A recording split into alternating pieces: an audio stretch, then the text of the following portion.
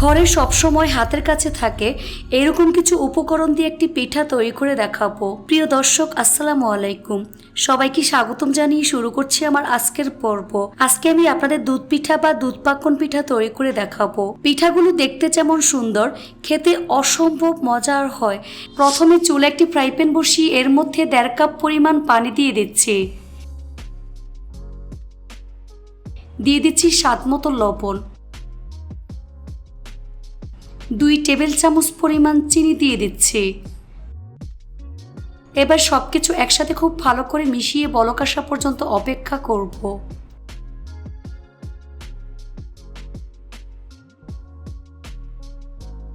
যখন পানিতে খুব ভালো করে বলক চলে আসবে তখন এর মধ্যে 1.5 কাপ পরিমাণ ময়দা দিয়ে ভালো করে মিশিয়ে নিচ্ছে।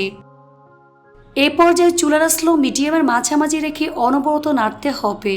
অর্থাৎ সিদ্ধ রুটির ডোটা ঠিক যেমন করে তৈরি করা হয় ঠিক সেইভাবে ডোটা তৈরি করে নিতে হবে।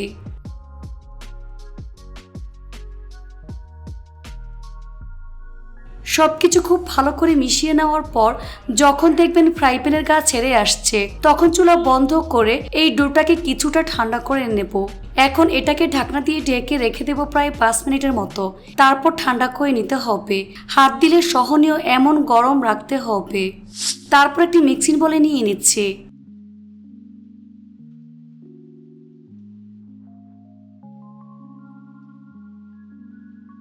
এবার ডোটাকে খুব ভালো করে মেখে নিতে হবে। বেশ কিছুক্ষণ সময় নিয়ে ডোটাকে মথে সফট করে নিতে হবে। ডোটা হাতের মধ্যে লেগে আসছে, সেজন্য 1 চা চামচ পরিমাণ ঘি দিয়ে ভালো করে মেখে নিচ্ছে।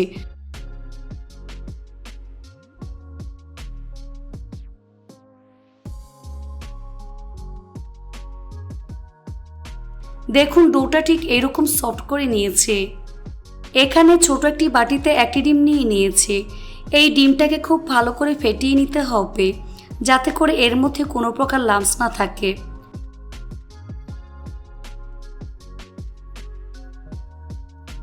এবার ডোয়ের মধ্যে অল্প অল্প করে দিয়ে মিশিয়ে নিচ্ছে। এখানে সম্পূর্ণ ডিম দেওয়া যাবে না। ডো গরম অবস্থায় ডিমটা কিন্তু দেওয়া যাবে না, তাহলে ডিমটা সিদ্ধ হয়ে যাবে।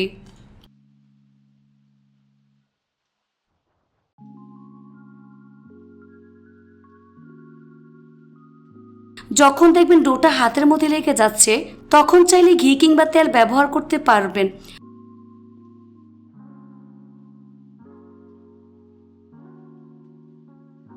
বেশ কিছুক্ষণ সময় নিয়ে ডোটাকে আমি মেখে নিয়েছি। দেখুন ডোটা হাতের মধ্যে লেগে যাচ্ছে না আর কতটা সফট হয়েছে। এবার এখান থেকে অল্প পরিমাণ মিশ্রণ নিয়ে প্রথমে হাত দিয়ে খুব ভালো করে চেপে গোল করে নিচ্ছি। তারপর ঠিক এরকম লম্বাটে শেপ দিয়ে বানিয়ে নিচ্ছি।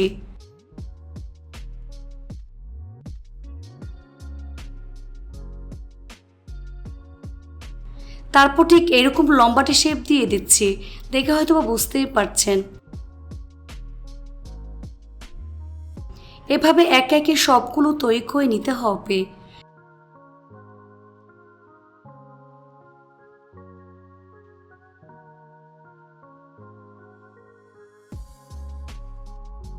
তো সবগুলো আমি লম্বাটে শেপ দিয়ে তৈরি করে নিয়েছি। পিঠার ডিজাইন তৈরি করার জন্য আমি এরকম একটি চিরুনি নিয়েছি আর চিরুনি খুব ভালো করে ধুয়ে পরিষ্কার করে পানি ভালো করে শুকিয়ে নিয়েছি। পিঠাটা যাতে আটকে না যায় সেজন্য সামান্য পরিমাণ ঘি চিরুনির মধ্যে মেখে নিচ্ছে। তারপর একটি পিঠা চিরুনির মধ্যে নিয়ে নিচ্ছে। তারপর চিরুনির মধ্যে নিয়ে ঠিক এরকম ডিজাইন করে নিচ্ছে। একটু খেয়াল করলেই বুঝতে পারবেন কাজটা আমি কিভাবে করছি। এটা বলে বোঝানোর কিছুই নেই, দেখে আপনাদের বুঝে নিতে হবে।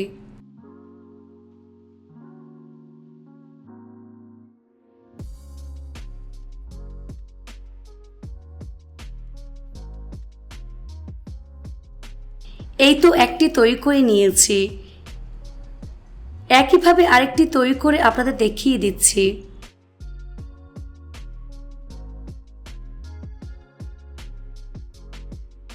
এভাবে সবগুলো আমি তৈরি করে নিয়েছি। এবার পিঠাগুলো ভাজার পালা। চুলা একটি ফ্রাই প্যান বসিয়ে পরিমাণ মতো সয়াবিন তেল দিয়ে তেলটাকে হালকা গরম করে নিয়েছি। এবার এর মধ্যে একে একে পিঠাগুলো আমি দিয়ে দিচ্ছি।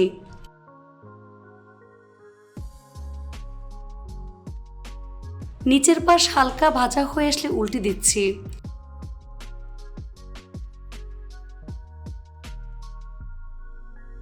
এভাবে কিছুক্ষণ পর পর উল্টে পাল্টে গোল্ডেন ব্রাউন কালার এবং ক্রিস্পি করে ভেজে নিতে হবে।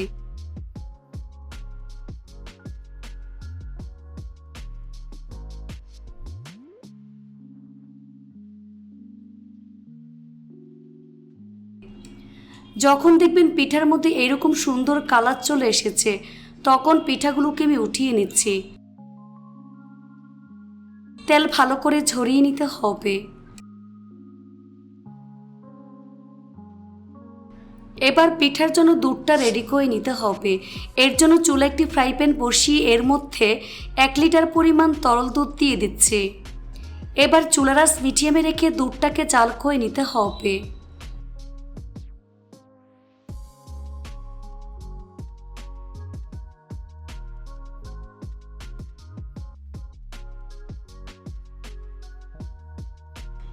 তারপর 1 কাপ পরিমাণ চিনি দিয়ে দিচ্ছি। এখানে চিনিটা আপনাদের স্বাদ অনুযায়ী ব্যবহার করবেন। 4টি এলাচ দিয়ে দিচ্ছি। অবশ্যই এলাচের মুখটা ফাটিয়ে দিবেন। তারপর ভালো করে মিশিয়ে নিতে হবে। এবার বলক আসা পর্যন্ত অপেক্ষা করব। 2 থেকে 3 বার বলক উঠিয়ে নেব। দুধটাকে বেশি জাল করে ঘন করে ফেলা যাবে না। দুধ বেশি ঘন হলে পিঠাগুলো কিন্তু ভিজবে না।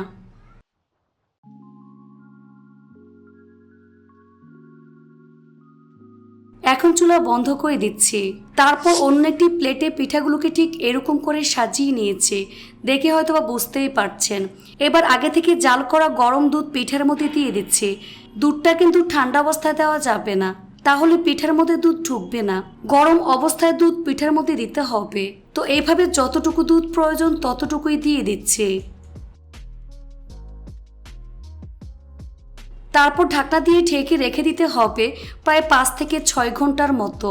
তবে সারা রাত ভিজিয়ে রাখলে আরও অনেক বেশি ভালো হবে। ফিরে আসলাম 6 ঘন্টা পর। দেখুন পিঠাগুলো ভিজে ডাবল হয়ে গিয়েছে। দেখে হয়তো বা বুঝতেই পারছেন। এই পিঠাগুলো দেখতে যেমন সুন্দর, খেতে তার থেকে অনেক বেশি মজার হয়েছে।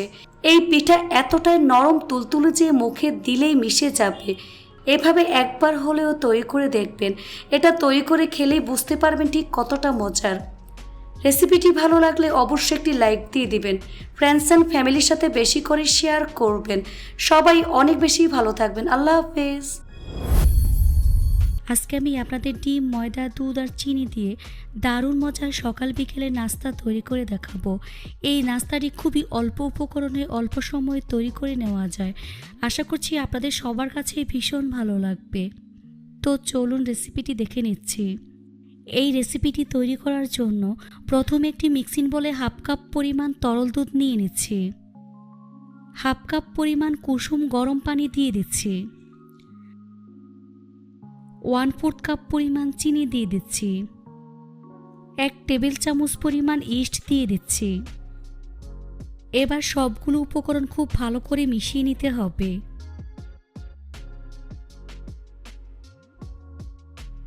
তারপর ঢাকনা দিয়ে ঢেকে রেখে দেব প্রায় 5 মিনিটের জন্য। 5 মিনিট পর ঢাকনা সরিয়ে আবার একটু ভালো করে মিশিয়ে নিচ্ছি।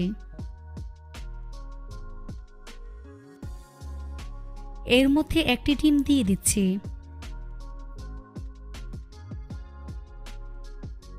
2 টেবিল চামচ পরিমাণ সয়াবিন তেল দিয়ে দিচ্ছি।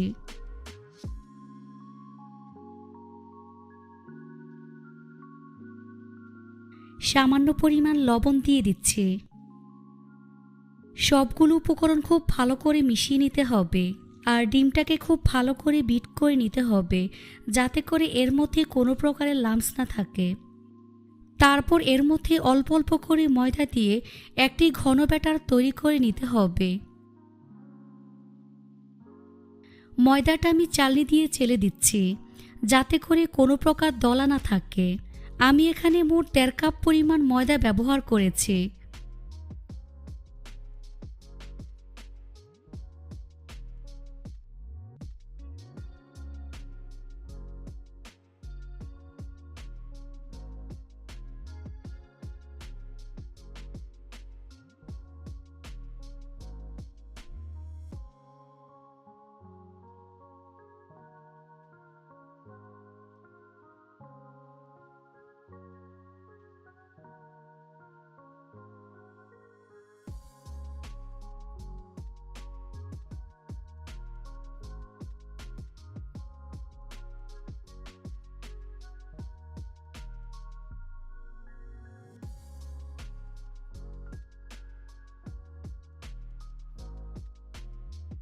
এই তো আমার ব্যাটার তৈরি হয়ে গিয়েছে। এখন একটি র্যাপিং পেপার দিয়ে খুব ভালো করে ঢেকে দেব, যাতে করে ভিতরে বাতাস ঢুকতে না পারে। এভাবে প্রায় 30 মিনিটের জন্য রেস্টে রেখে দেব।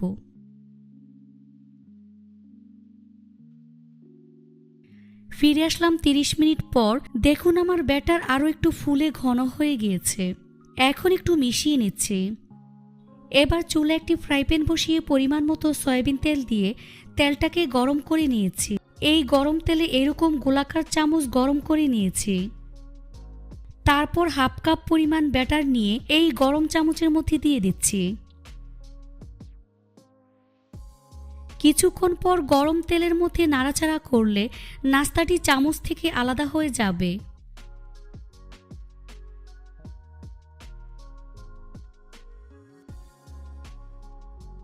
তারপর নাস্তাটিকে উল্টে দিচ্ছি। একইভাবে আরেকটি নাস্তা তৈরি করে আপনাদের দেখিয়ে দিচ্ছি। তারপর নাস্তাগুলোকে উল্টে পাল্টে গোল্ডেন ব্রাউন কালার করে ভেজে নিতে হবে।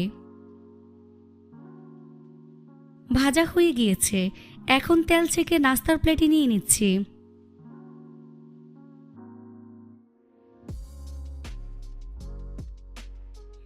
আপনাদের বোঝার সুবিধার্থে আমি আরও কয়েকটি নাস্তা তৈরি করে আপনাদের দেখিয়ে দিচ্ছি। এখানে আমি দুইভাবে নাস্তাটি তৈরি করে দেখাচ্ছি। যেভাবে আপনাদের সুবিধা হবে ঠিক সেইভাবে তৈরি করে নেবেন। নাস্তাগুলো ভাজার সময় চুলার আঁচ মিডিয়ামে রাখতে হবে। নাস্তাগুলো আপনারা চাইলে চামচ ছাড়াও সরাসরি তেলের মধ্যে ছেড়ে দিতে পারবেন।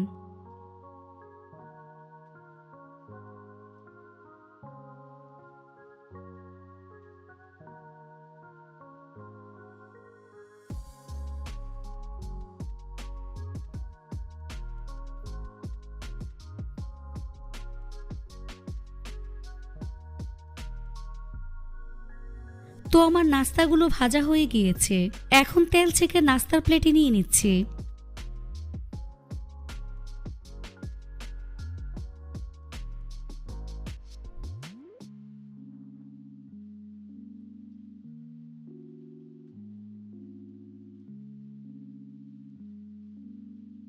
তারপর পরিবেশন করে আপনাদের দেখিয়ে দিচ্ছি।